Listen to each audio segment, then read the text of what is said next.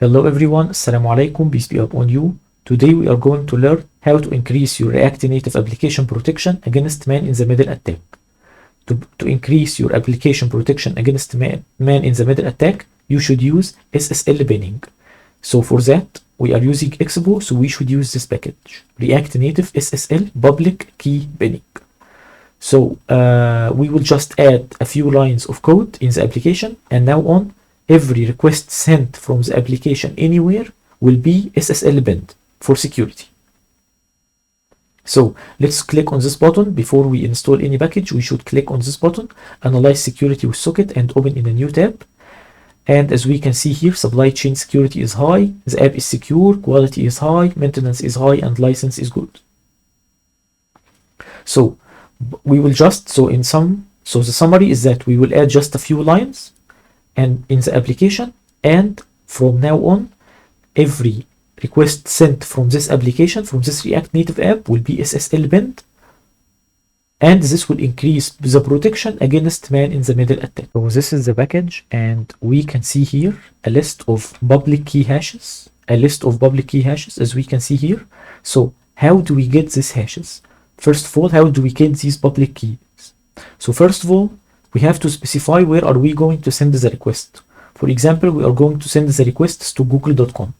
So we should go here to this link, sslabs.com/ssltest/index.html. This link will enable us to get the public keys. And then we type here google.com.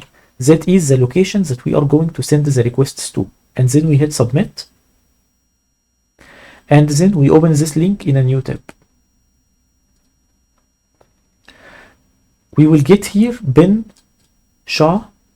Let me zoom in a little bit. We will get here bin SHA 20256. Then we press Ctrl F. We will find 6 strings. We should copy all these six strings and put them in a list of strings here.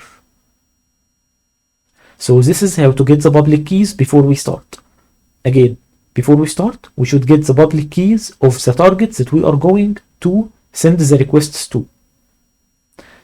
We should get these public keys. We will find them here from this tool, sslabs.com, and then we will find this bin SHA 256, and then you will find here that there are 6 strings. Copy all of them and put them in a string list. If there is any other website that you will also send requests to and you need to SSL bin this website, for example, we already have SSL binned Google, and now we just want to SSL bin facebook.com. So basically what we need to do is that we open here a new string, for example facebook.com, and then we say here copy this line, include subdomains true, and we also say public key hashes. And here you fill in the public keys of Facebook or the other website that you would like to SSL pin. Now, to start off the SSL pinning process, according to the documentation, we should scroll down here a little until we find this code. First of all, we should import initialize SSL pinning from the package in as soon as possible. So we did that in the layout file, initialize SSL pinning, and then we execute this code as soon as possible. So basically we have created it we have executed this code, initialize SSL pinning with Google and the public keys in a use effect, and finally we set the true. We created a state of is SSL pinning initialized, and it starts with false, and finally when it's completed, it's set to true. So SSL pinning is initialized.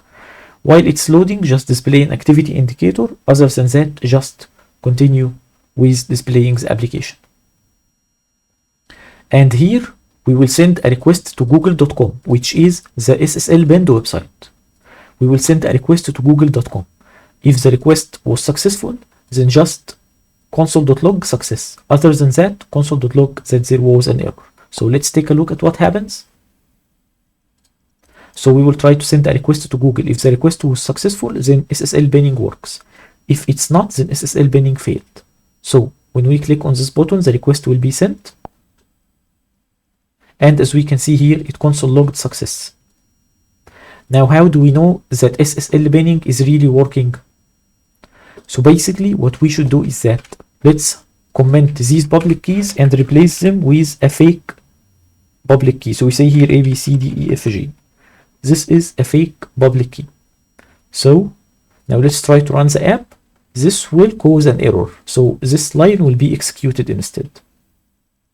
Instead of this line of success, it will be the catch statement that will be executed.